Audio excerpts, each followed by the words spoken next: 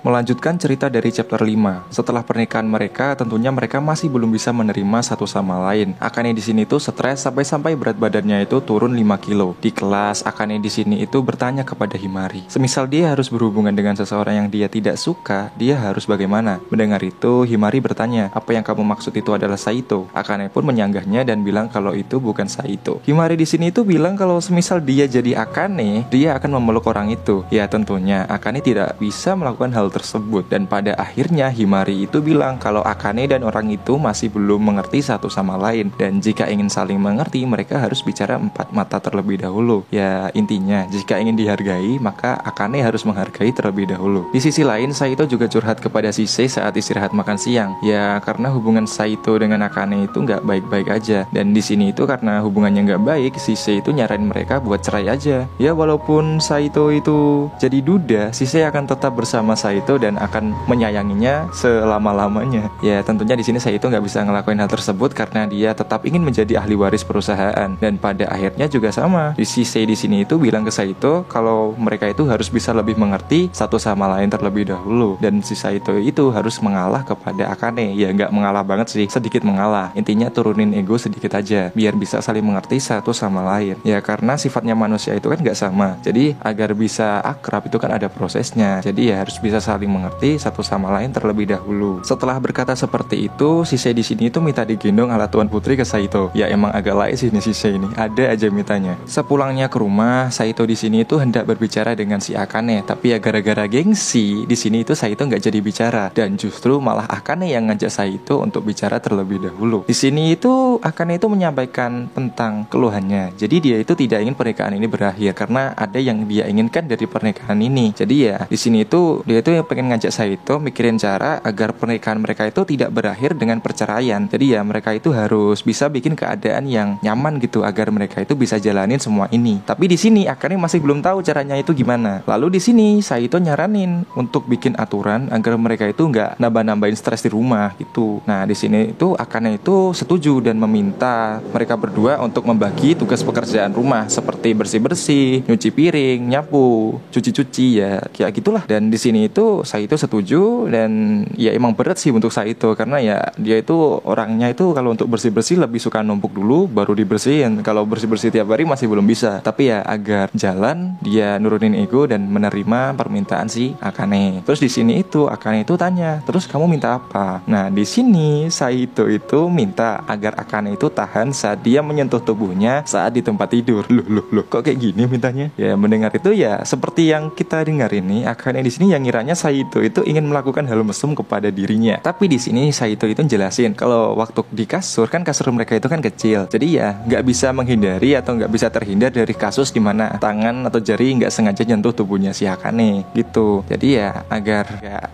nggak patah lagi jarinya, ya si Saito itu minta agar dimaklumin aja. Dia juga nggak akan ngelakuin hal yang aneh-aneh itu. Dan pada akhirnya dengan malu-malu Akane memberikan izin kepada Saito untuk menyentuh bagian luar pakaiannya. Tapi kalau semisal Saito memasukkan jari-jarinya ke dalam pakaiannya, dia akan marah. Ya, gimana ya? Akane di sini itu juga minta Saito untuk memakai headphone saat main game zombie ataupun game apalah gitu, agar gak berisik, dan Saito pun setuju. Terus di sini Akane juga minta untuk Saito memuji makanannya saat dimasakin gitu. Soalnya si Akane itu udah effort masak, tapi ya Saito itu cuma bisa bilang rasanya itu biasa aja. Ya intinya gara-gara kata-kata itu ngenurunin semangatnya si Akane. Tapi ya di sini dijelasin sama Saito kalau biasa aja bagi dia itu adalah enak. Jadi ya di sini Akane agak bingung, ini orang kok beda banget sih. Ya dan pada akhirnya di sini Saito nyoba berusaha agar bisa bilang kalau makanannya si Akane itu enak gitu. Ya bisa kita lihat di sini Akane dan Saito yang biasanya seperti kutub magnet yang berlawanan arah, yang saling bertengkar, saling tolak menolak, kini di hari ini mereka bisa tenang dan berusaha untuk mempertahankan pernikahan. Wow, ya namanya juga manusia pasti bisa berubah di kala waktu dan kondisi yang mendesak mereka atau membuat mereka harus bisa berubah gitu. Lalu pada malam harinya adalah malam pertama mereka bisa tidur tanpa terjadi perdebatan di antara mereka. Dan di esok harinya Saito memberikan kue kesukaan Akane untuk melunakkan hatinya. Jadi dibeliinlah itu kue stroberi. Dan di sini Akane kaget kok Saito bisa tahu kue kesukaannya. Ya di sini Saito jelasin kalau dulu itu waktu kelas 1 Akane menulisnya di esainya. Jadi ya di sini Saito tahu dan sampai sekarang masih ingat itu. Ya dan untuk pertama kalinya Akane di sini itu tersenyum tulus ke Saito sambil berkata terima kasih. Tentunya hal tersebut membuat Saito ngeblus dan kaget gitu. Nggak biasa-biasanya di sini Akane bilang terima kasih kepada dirinya. Lalu seperti perjanjian yang mereka buat sebelumnya, saat memakan masakan Akane, Saito itu harus bilang kalau makanannya enak. Dan di sini pada akhirnya Saito melakukan hal tersebut dan mengatakan makanannya enak, dan hal tersebut membuat Akane tersenyum bahagia lagi. Ya, melihat senyum itu si Saito di sini jadi tambah ngeblus gitu. Ya, di sini tuh Saito masih belum terbiasa melihat Akane yang seperti ini, kayak berbeda banget 180 derajat. Soalnya ya biasanya itu dia hanya melihat Akane yang marah-marah, dan sekarang melihat Akane yang ceria, murah senyum, itu jadi ya kayak gimana gitu bagi dia. Tapi ya dia akan terbiasa sejalannya cerita. Saat Saito bertugas mencuci piring, Akane ikut membantu, dan di sini Saito berterima kasih dan mengatakan kekagumannya kepada Akane yang ahli dalam mengurus rumah. Mendengar itu Akane senang dan tersenyum lagi. Di sini Akane jelasin kalau dia sudah terbiasa ngurus rumah sejak SD karena orang tuanya itu sudah repot gitu dari dulu ngurus pekerjaan. Jadi ya mau gak mau dia harus bisa mandiri. Dan gak perlu waktu lama hubungan mereka sekarang itu menjadi lebih membaik ya daripada sebelum-sebelumnya. Di sini sudah lebih baik. Dan setelah mencuci piring bareng, mereka nonton film di TV itu bareng-bareng, terus main game bareng. Dan dari situ Saito menyadari bahwa waktu yang mereka habiskan bersama itu ternyata bisa semenyenangkan ini. Saat Akane mau nyuci piring bekas kue, di sini Saito nyuruh Akane buat mandi dulu aja biar dia yang nyuci piring. Mendengar itu Akane malah bilang kalau Saito mau mengintipnya waktu mandi. Ya soalnya kemarin kan si Saito itu menerobos masuk waktu si Akane ketiduran di kamar mandi ya kan ya. Ya terus di sini Saito itu jelasin kalau keadaan itu adalah keadaan yang darurat. Jadi tujuan dia masuk itu untuk menolong si Akane. Ya dari sinilah akhirnya itu Akane yakin kalau Saito itu beneran ingin menolongnya, bukan untuk mengintipnya. Lalu dengan malu-malu dia bilang terima kasih dan lalu pergi nyuci piring. Ya apesnya suara Akane itu kurang jelas dan bikin Saito itu nggak ngerti apa yang barusan Akane itu ucapkan.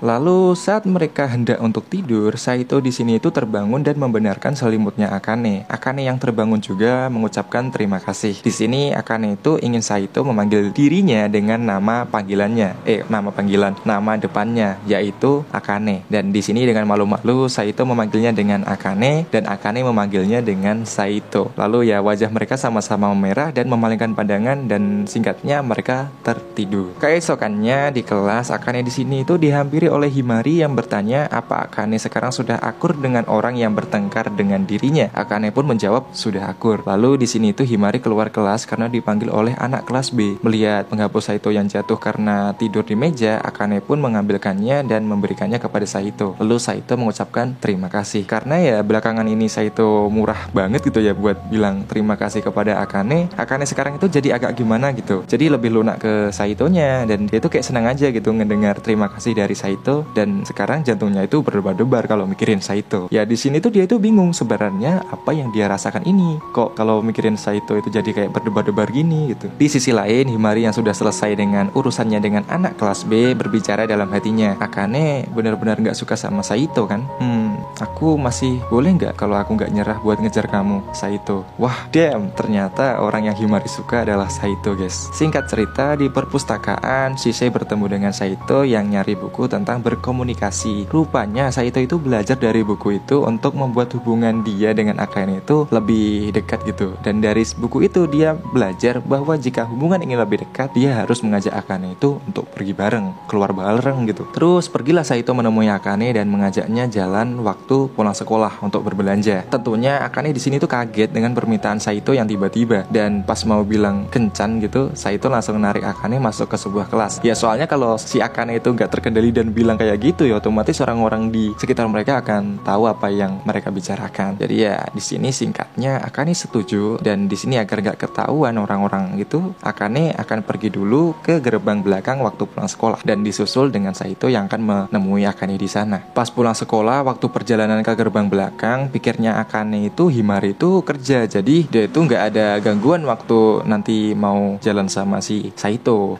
Pas baru jalan malah ketemu sama Himari. Rupanya Himari itu shift kerjanya itu diliburkan, diganti. Jadi ya di sini Himari ngajak si Akane untuk pulang bareng. Di sini Akane dengan berat hati menolak ajakan Himari karena dia ada janji dengan seseorang. Di sini Himari mikirnya itu Akane mau pergi kencan dengan Saito. Terus di sini itu Akane bilang kalau mereka itu nggak kencan. Terus ya Himari di sini minta dia diajak karena dia juga ingin lebih dekat dengan si Saito. Ya di sini Akane itu nggak mau kalau mereka pergi bertiga. Dia langsung minta maaf maaf dan pergi berlari meninggalkan si Himari. Pas waktu berlari dan turun dari tangga, malah ada Shisei yang lagi tiduran di bawah tangga. Otomatis ya keinjek dia. Ya rupanya di sini si Shisei itu emang sengaja pengen nyegat si Akane karena pengen ngajak dia itu main. Ya di sini Akane itu minta maaf karena telah menginjak Shisei dan berusaha pergi meninggalkan Shisei. Sesampainya di gerbang belakang, Akane di sini itu merapikan dirinya gitu. Ya biar rapi aja, pakai lipstik, rambutnya dirapikan, bajunya dirapikan. Dia di sini itu juga bingung sih dengan apa yang dilakukan. Ya meski ini bukan kencan, hanya pergi belanja biasa, tapi ya kok aku kayak gini. Tapi ya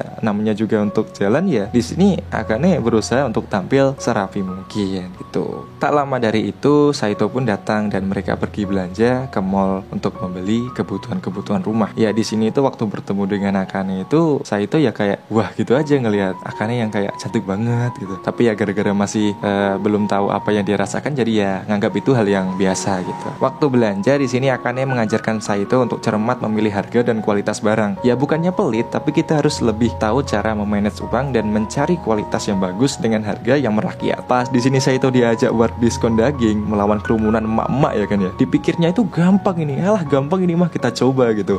Pas dicoba Akane sama Saito udah tepar dan nggak ngedapat satupun diskon daging. Ya apes lah, tapi ya dari situ hubungan mereka jadi tambah dekat. Di sini mereka berdua bisa tertawa bersama. Ya gara-gara mereka pergi belanja bersama, hubungan mereka itu jadi sangat hangat sekarang gitu ya, lebih dekat, lebih hangat daripada sebelum-sebelumnya. Dan kalau dilihat-lihat mereka di sini itu mulai merasakan yang namanya jatuh cinta. Tapi ya mereka itu masih belum sadar akan yang mereka rasakan sekarang. Lalu pada malam harinya di sini Saito terbangun lagi dari tidurnya dan waktu bangun dia kaget melihat Akane yang tidur sambil memeluk Saito. Ya karena Akane di sini terlihat imut banget pas tidur, Saito pun toel-toel lah itu pipinya. Ya gara-gara hal tersebut Akane malah bangun dan agak nge-lag dulu sebentar dan baru sadar kalau dia lagi meluk Saito. Seperti biasa di sini Akane mikirnya Saito mau berbuat mesum. Terus di sini Saito mencoba menjelaskan kalau si Akane sendirilah yang memeluk dirinya dan Saito juga minta maaf karena menyentuh pipinya Akane. Ya karena di sini Akane imut banget waktu tidur. Ya mendengar dia dipuji imut waktu tidur ya si Akane gak jadi marah dan malah ngebolehin Saito buat lihat wajahnya waktu tidur lagi, dan pada akhirnya mereka ngelanjutin tidur. Di pagi harinya mereka terbangun layaknya pasutri yang baru aja nikah. Ya emang pasutri sih mereka itu, tapi ya di sini itu tingkah mereka di pagi hari itu jadi aneh gitu, kayak salah terus gitu, kayak ngelakuin apa jadi salting terus. Jadi kayak si Akane itu masak nasi tapi belum dicolokin magicomnya, Saito yang pakai seragam coba pakai dasi, bajunya belum dipakai. Terus bahkan ini si Akane yang lagi nyetrika baju tiba-tiba malah ngolesin mentega ke bajunya, kan agak lain gitu ya. Mana masak roti jadi gosong, dan pada akhirnya mereka nggak jadi sarapan di rumah dan pergi sarapan waktu di jalan aja. Jadi si Saito itu pergi ke toko roti buat beli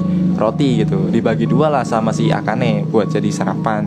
Dan mereka itu ya berangkat sekolah itu berjalannya itu bareng sambil memakan roti tersebut untuk sarapan. Lalu singkat cerita pada malam harinya lagi di sini Akane itu belajar sampai larut malam ya untuk ujian yang akan datang, dan tujuannya itu untuk mendapatkan peringkat 1 untuk mengalahkan si Saito. Jadi ya tujuannya si Akane itu masih belum pudar gitu. Di sini Saito yang melihat Akane yang masih belajar meminta Akane untuk beristirahat karena ya udah malam. Nah di sini itu Saito itu malah bilang kalau belajar itu ya nggak usah lama-lama, sebentar aja, pasti bagus kok. Ya namanya juga orang kan beda kan. Akane sama Saito itu beda. Si Saito kan emang jenius, jadi belajar nggak belajar dia dapat 100 terus nilainya. Ya mendengar Saito yang bilang kayak gitu, di sini pikirnya Akane itu si Saito itu merendahkan, bukan merendahkan sih, kayak ngejek dirinya aja. Jadi ya di sini dia marah dan melempar barang-barangnya ke Saito dan menutup pintu. Menyadari dia membuat kesalahan, Saito pun ingin melakukan sesuatu agar hubungan mereka jadi membaik lagi, nggak hancur gitu. Lalu di sini Saito membuatkan sandwich kesukaan Akane, yaitu sandwich strawberry. Ya di sini Akane curiga kok si Saito ngebuatin sandwich untuk dirinya, padahal mereka kan bertengkar, kok dia masih baik banget ke dia. Ya daripada banyak bacot di sini Saito langsung ngasih sandwichnya dan pergi. Akane di sini yang tadinya enggan untuk memakannya, pada akhirnya juga memakan sandwich tersebut karena ya terlihat enak. Waktu dimakan rasanya emang enak, dan pada akhirnya Akane sadar kalau Saito itu ngelakuin ini agar mereka itu bisa baikan, gak bertengkar. Seketika ya jantung Akane itu berdebar-debar dan merasakan perasaan yang aneh itu. Jadi ya di sini masih bingung lah. Dia itu masih bingung dengan perasaan apa yang ada di dirinya ini. Kok dia sampai berdebar-debar. Tapi ya di sisi lain dia nggak benci dengan perasaan tersebut dan merasa kayak nyaman aja gitu. Dan dia dengan semangat melanjutkan belajarnya. Ya karena terlalu capek belajar tadi malam, jadinya ya waktu sekolah Akane itu kurang tidur dan ngantuk saat sekolah. Sesampainya di rumah, dia masih aja belajar dan bergadang untuk ujian yang akan datang. Dan pada akhirnya Akane itu jatuh sakit. Ya di sini Saito yang khawatir melihat Akane, dia memindahkan Akane dari ruang belajar ke kamar. Dan di sini dirawatlah Akane gitu. Dirawat dan waktu dicek suhunya gitu dia kaget 40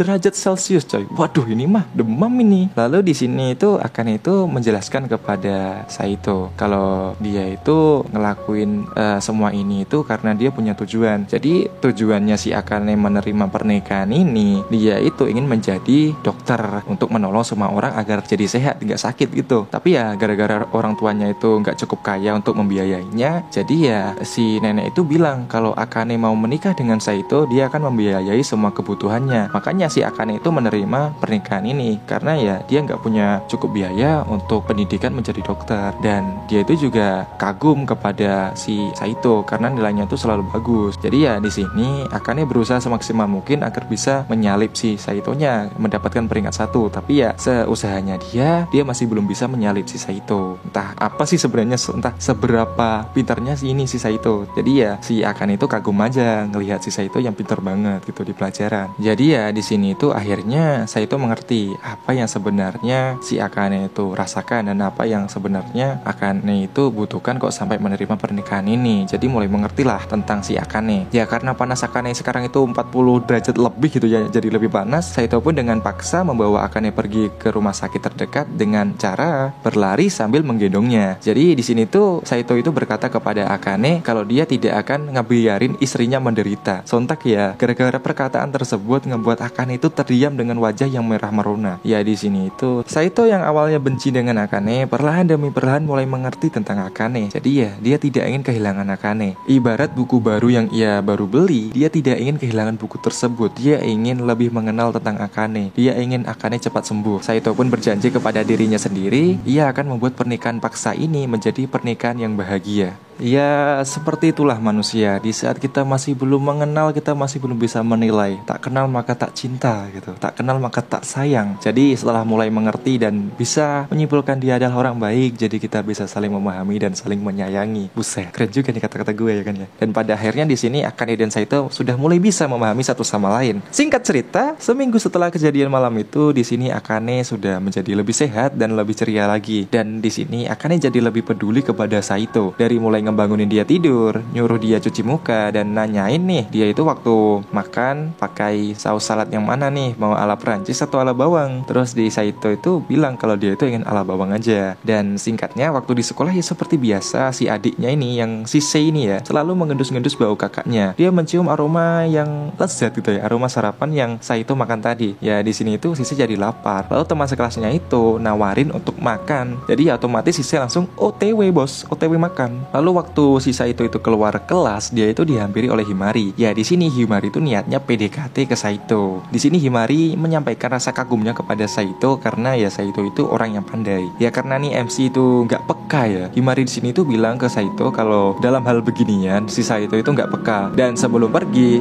Himari itu bilang kalau semua tadi hanya bercanda. Dan setelah Himari pergi, Akane langsung menghampiri Saito dan memegang bajunya. Di sini itu Saito bingung. Apa gue bikin kesalahan kok tingkah si Akane kok tingkahnya jadi kayak gini sih Akane gitu. Apa gue bikin salah? Terus dengan malu-malu di sini itu Akane bilang kalau Saito itu udah punya istri, jadi jangan dekat-dekat dengan wanita lain. Lalu setelah mengatakan hal tersebut, Akane pergi masuk ke kelas dengan wajah yang memerah. Di dalam kelas Himari itu ngajak Akane besok itu waktu pulang sekolah pergi ke kafe karena ya pekerjaannya itu libur dan Akane pun setuju. Ya di dalam kelas di sini Akane masih tetap dengan wajahnya yang merona-merona gitu ya, salting gitu dia. Ya sama seperti Akane di sini di luar kelas, Saito itu juga salting setelah mendengar perkataan manis dari Akane yang menyuruhnya untuk tidak dekat-dekat dengan wanita lain karena dia udah punya istri, yaitu si Akane. Ya di sini itu dia itu juga senang sih Saitonya itu. Lalu dalam hatinya dia berkata, akhir-akhir ini istriku terlihat sangat manis, dan cerita pun bersambung.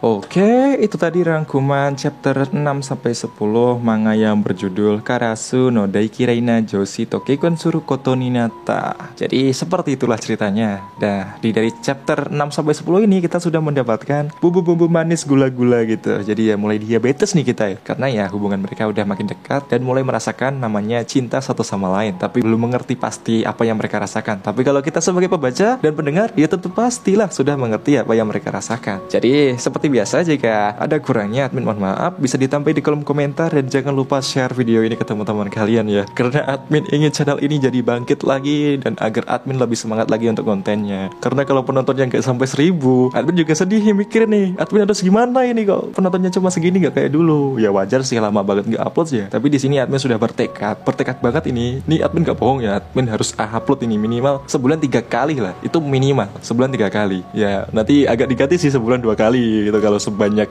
pekerjaan yang admin belum selesai, jadi belum kepegang lagi nih channelnya. Pokoknya setiap bulan harus ada uploadan ini admin. Oke, itu saja. Terima kasih yang udah nonton video ini. Admin pamit dulu. Bye.